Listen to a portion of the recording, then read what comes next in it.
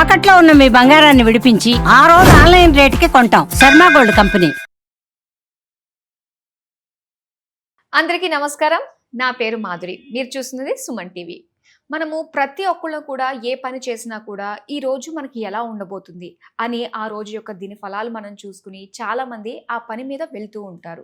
అది ప్రతి ఇళ్లలో కూడా మనం చూస్తూ ఉన్నాం. మరి అలాంటిది ఇప్పుడు మనం పక్ష ఫలితాల గురించి తెలుసుకోబోతున్నాం.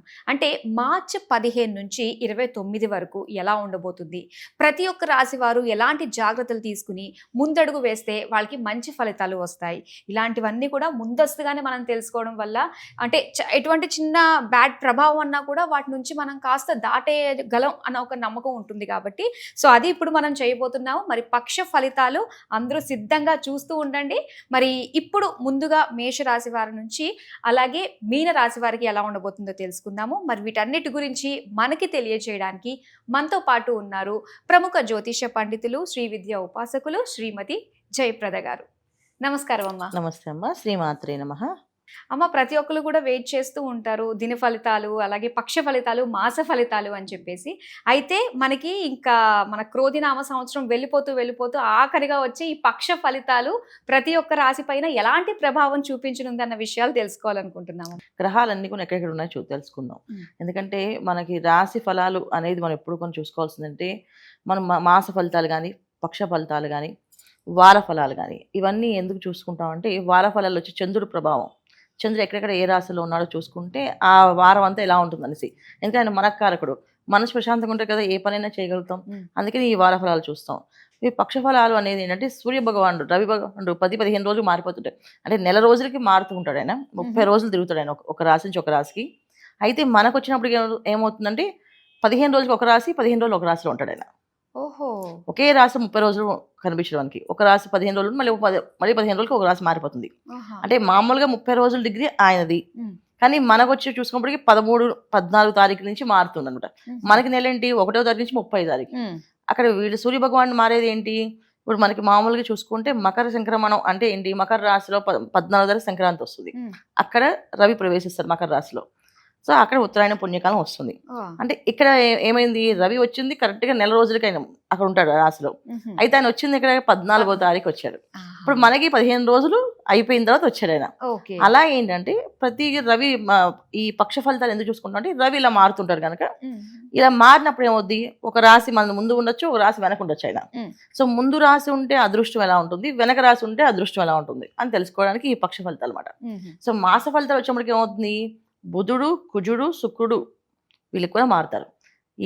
ఈ 4 గ్రహాలు మారడం వల్ల ఈ మాస ఫలితాలు అనేది చూసుకుంటుంటాం. ఎందుకంటే మన బుద్ధినిచ్చేవాడు బుధుడు అండ్ ఏ పనైనా చేయాలి అంటే మొండు ధైర్యాన్ని ఇచ్చేది కుజుడు అండి. ఒక పని చేయాలి అంటే ఒక కోరిక ఉంటేనే చేస్తాం, అసలు పని ఎందుకు చేయాలి ఆ రీజన్ ఇచ్చేవాడు శుక్రుడు.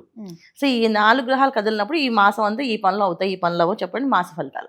ఈ విధంగా మనం చూసుకుంటాం కనుక ఈ మాస ఫలితాలు, పక్ష ఫలితాలు, వార ఫలాలు. అయితే మనం ఈ పక్ష ఫలాలు ఎందుకు చెప్పుకుంటాం అంటే ఈ మాసంలో గ్రహాలన్నీ కూడా మీనరాశులు ఎక్కువగా ఉన్నాయి. అన్ని రాశుల కంటే ఒక్కొక్క రాశిలో ఒక్కొక్క ప్లేస్లో ఉండేవి, కానీ ఈసారి ఏంటంటే షష్టగ్రహ కూటమి అనేది వస్తుంది కనుక మనకి. సో అన్ని గ్రహాలు ఒకే ప్లేస్లో ఒకే రాశిలో ఉండడం వల్ల మ్యాక్సిమం గ్రహాలు మీనరాశిలోనే రవి, బుధుడు, శుక్రుడు, రాహు ఈ 4 మీన రాశిలో ఉన్నాడు. తర్వాత గురువు వృషభ రాశిలో ఉన్నారు, మిథున రాశిలో కుజుడు ఉన్నారు, కుంభరాశిలో శని భగవాన్ ఉన్నాడు.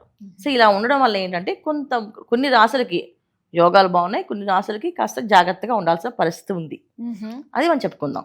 అమ్మ, ఇక ధనుసు రాశి వారికి మరి 15 నుంచి 29 వరకు ఎలా ఉండబోతుంది అంటారు? తప్పకుండా ధనుసు రాశి వాళ్ళకి ఎలా ఉంటుందంటే జాగ్రత్తగా ఉండాలన్న. ఎందుకంటే ఈ రాశికి అన్ని అనుకూలంగా అనిపిస్తున్నప్పటికీ కూడా కాస్తంత ఇబ్బందులు అనేది కాస్త కనిపిస్తున్నాయి. ముఖ్యంగా ఏంటంటే ధనుసు రాశి వాళ్ళకి అన్ని రంగాల వాళ్ళకి ఇబ్బందులు ఉన్నాయి.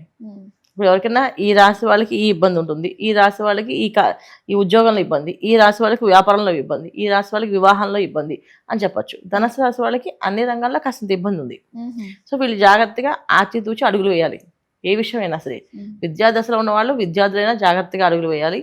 అలాగే వ్యాపారస్తులు జాగ్రత్తగా అడుగులు వేయాల్సిందే, ఉద్యోగస్తులు జాగ్రత్తగా అడుగులు వేయడం ఉద్దేశం ఏంటంటే ఆలోచనలు. ఇక్కడ అడుగులు అంటే మనం ఏదో అడుగు వేయడం కాదు, మన ఆలోచనలు జాగ్రత్తగా తీసుకోవాల్సింది అవసరం ఉంటుంది. ముఖ్యంగా ధనుసు రాశి వాళ్ళు ఎప్పుడు అంటే వాళ్ళు సొంతగా ఆలోచించుకుంటారు, వాళ్ళు అనుకున్న పని వాళ్ళు చేసేస్తారు. అయిపోయిన తర్వాత చెప్తారు ఎవరికైనా, ముందైతే చెప్పరు. ఇంట్లో భార్య కొని చెప్పరు చాలా వరకు. అలాగే అలాగే భార్య భర్తల్లో భార్యకి ధనుసు రాశి అనుకోండి, భర్త కొని చెప్పదు. నేను చేసేసుకుని షాపింగ్ చేసుకొచ్చినాక చెప్తుంది, నేను కొనాలి వచ్చింది కొనేసుకున్నానండి, మీరు ఏమంటారు కదా నాకు తెలుసు కదా, మీరు ఏమంటారు నాకు కొనుక్కొని చెప్తారు కదా, అందుకే నేను కొనేసుకున్నాను చేసిన తర్వాత. అంటే అవతల వాళ్ళకి మీరు ఏమన్నారు, మీరు నాకు స్వేచ్ఛ ఇచ్చేసారు, అంత అదృష్టవంతురాలు ఇంకెవరు లేరు అని చెప్పి భార్య. అలాగే భర్త అయితే నా అంత అదృష్టవంతులు ఎవరు లేరు, ఇంకో వేరే భార్య అనుకో రాసి సంపని పెట్టేస్తాయి, కానీ నువ్వు నన్ను ఏమనవు కదా, అందుకే ఇది చేస్తారు, ఇంకేమనం కదా. ఇలాగా మాట్లాడే అవకాశం ఎక్కువగా ధనస్సు వాళ్ళకి. కానీ ఇప్పుడు మాత్రం వీళ్ళు కాస్త ఆలోచించి చేయాలి. ఆలోచించకుండా చేస్తే అది కాస్త విపరీతంగా ఇబ్బంది పడే అవకాశం ఎక్కువగా ఉంటుంది. చతుర్థ స్థానంలో వీళ్ళకి 4 గ్రహాలు కలిసి ఉండడం, మెయిన్ రాహుతో రవి బుధ శుక్రులు కలిసి ఉండడం. దీనివల్ల ఏంటంటే ఉద్యోగ విషయంలో, వ్యాపార విషయంలో అధికారంగా ఏదైనా ఇబ్బందులు వచ్చింటే రవి గ్రహం వల్ల వస్తుంది. ఆలోచన సరిగ్గా చేయలేకపోతే అది బుధుడి వల్ల వస్తుంది. సో అనుకోకుండా ఒక కోరిక కలిగింది, అది చెడు కోరిక, మంచి కోరిక కాదు. అనుకోకుండా ఒక కోరిక కలిగి ఆ కోరిక మీద నన్ను వెళ్ళిపోవాల్సి వచ్చింది, ఆ సిచ్యువేషన్ జరిగింది అనడానికి కారణం శుక్రుడు. సో ఎందుకు అనుకోకుండా చెడు కోరిక ఎందుకు కలిగింది అంటే రాహుతో శుక్రుడు ఉన్నారు కనుక. మామూలుగా శుక్రుడు శుభగ్రహాన్ని, పూర్తి శుభాన్ని ఇస్తాడు, మంచి ఆలోచనలు ఇస్తాడు ఆయన. ఎప్పుడైతే పాపగ్రహాలతో కలిసి ఉన్నాయో ఖచ్చితంగా ఆ పాప ఫలితాలని అనుభవించాల్సింది పరిస్థితి అనమాట. సో ఆటోమేటిక్గా ఇప్పుడు 10 రోజులు మనం చెడ్డ వాళ్ళతో సాహసం చేస్తే 11వ రోజు మనకు ఒక చిన్న ఆలోచన చేస్తాం చెడ్డగా. 10 రోజులు మంచి వాళ్ళతో సాహసం చేస్తే 11వ రోజు మనం మంచిగా ఆలోచిస్తాం. సో ఇది కారణం. ఎప్పుడైతే ఈ పాపగ్రహం అక్కడ ఉందో ఖచ్చితంగా ఈ గ్రహాలు కూడా పాపస్థానాన్ని అంటే పాపత్వాన్ని తెచ్చుకుంటాయి. అంటే మన ఆలోచన అలా మారుతాయి. అలా మారడం వల్ల వీళ్ళకి ప్రమాదాలు ఉన్నాయి. సో ఎటువంటి ప్రమాదాలు అంటే బయటికి వెళ్ళేటప్పుడు, విందులు వినోదాలు వెళ్ళినప్పుడు కొత్త పరిచయాలు అవ్వడం, వాళ్ళతో కాస్త ముందుకు వెళ్ళడం, వాళ్ళతో స్నేహంగా ఇంకొంచెం ముందుకు వెళ్ళడం, దానివల్ల ఇబ్బందులు. తర్వాత వాళ్ళు వీళ్ళని బ్లాక్మెయిల్ చేయడము, తర్వాత ఇబ్బంది పడ్డము, ఇక ఒక రకం కాదు, మధ్య బాగా వింటున్నాం. అలాంటి సిచ్యువేషన్స్ కి దగ్గరగా వీళ్ళు ధనుసు రాశి వాళ్ళు ఉన్నారు. ఇది ఆడవాళ్ళకైనా మగవాళ్ళకైనా వర్తిస్తుంది. సో ఇక్కడ తీసుకోవాల్సిన జాగ్రత్తలు ఏంటంటే ఆడవ మగ ఇద్దరు కూడా కొత్త పరిచయాలు జాగ్రత్తగా ఉండాలి. వాళ్ళతో ఎంతవరకు ఉండాలి, ఎంతవరకు పరిచయం చేసుకోవచ్చు, వాళ్ళతో ఎంతవరకు ట్రావెల్ చేయొచ్చు అనేది చాలా ఆలోచించి చేయాలి. దీన్ని జాగ్రత్తగా ఆచితూచి అడుగులు వేయాలనేది ఉద్దేశం. ఆ అడుగులు అనేది దానికి. సో విద్యార్థులైనా, ఉద్యోగస్తులైనా, వ్యాపారస్తులైనా ఎవరో ఒక మనిషి పరిచయం అయితే ఆ మనిషి ఎటువంటి వాళ్ళు అనేది తెలుసుకోకపోతే ఇబ్బంది పడతాం. అలాంటి లక్షణాలు ధనస్సు వాళ్ళకి బాగా ఉన్నాయి. దీనివల్ల ఎంత ప్రమాదాలు ఉన్నాయంటే కారాగారం దాకా వెళ్ళే అవకాశాలు ఉన్నాయి. సో జైలుకి వెళ్ళే అవకాశాలు దాకా ఉన్నాయి. సో అంటే అంత దూరం వెళ్ళాలి అంటే ఏదో ఒక పనులు జరుగుతాయి కదా.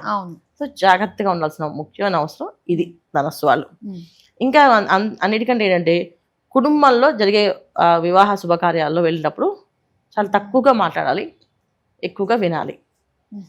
ఎక్కువగా మాట్లాడడం వల్ల మళ్ళీ ఏదో ఒక పాత విషయాలు తవ్వుకోవడము, అక్కడ గొడవలు అవ్వడము, వీళ్ళు మిస్అండర్స్టాండ్ చేసుకోవడము, వీళ్ళు ఇంత స్వార్థపరులు లేదా వీళ్ళు అలాంటి వాళ్ళు అని ఏదో మాటలు నిందలు వేయడం.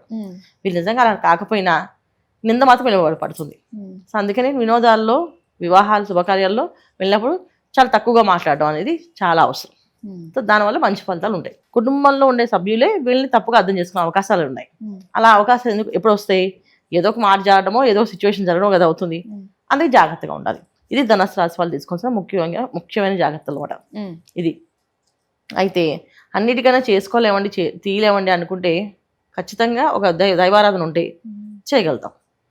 సో దైవారాధన ఏం చేయాలి వీళ్ళు అంటే లక్ష్మీనారాయణని కొలవాలి. సో ప్రతి బుధవారము లక్ష్మీనారాయణలకి తులసి దళాలతో అష్టోత్తరం చేయాలి. భార్యాభర్తలు ఇద్దరు కలిసి కూర్చొని అష్టోత్తరం చేస్తే చాలా విశేషం. కుదిరిన పక్షాన్ని ఎవరో ఒకరు చేయండి. అది కుదరకపోతే ఇంకా మాది వాళ్ళ ఇష్టం కదా. కుదిరితే చాలా విశేషం అన్నమాట. సో కలిసి అష్టోత్తరం చేసి ఆ తులసి దళాలని వాళ్ళ వ్యాపార సంస్థలో, వెహికల్లో, తర్వాత వాళ్ళు వేసుకునే దుస్తుల్లో, వస్త్రాల్లో పెట్టుకోవడం, వేసుకొని వెళ్ళడం. మళ్ళీ బుధవారం రాగానే మళ్ళీ అష్టోత్తరం చేయడం, మళ్ళీ తులసి దళాలు తీసి నిర్మాల్యం కింద మళ్ళీ చెట్లో తులసి చెట్లో వేసేసి మళ్ళీ తులసి దళాలతో పూజ చేయడం. అయితే ఇక్కడ ఏంటి, పూజించే తులసి దగ్గర కొయ్యకూడదు. తులసి దళాలు విడిగా తెచ్చుకొని పూజ చేయాలి. తులసి దళాలతో అష్టోత్తరాలు చేసి స్వామివారికి ఆ దళాలు పెట్టుకుంటూ ఉంటే చెడు ఆలోచనలు కానీ, చెడు మార్గం వైపు వెళ్ళాలని కానీ, కొత్త స్నేహాలు అయినప్పుడు ఎంతవరకు ఉండాలనేది కానీ తెలుస్తూ ఉంటుంది. సో ఇవి పరిహారం వాళ్ళకి.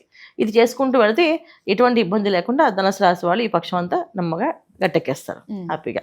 ఇది చేసుకోవాలన్నా. ఓకే అమ్మా, ధనుసు రాశి వారు తీసుకోవాల్సిన జాగ్రత్తలు అలాగే చేసుకోవాల్సిన పరిహారాల గురించి తెలియజేసినందుకు ధన్యవాదాలు. నమస్తే అమ్మ. శ్రీమాత్రే నమః.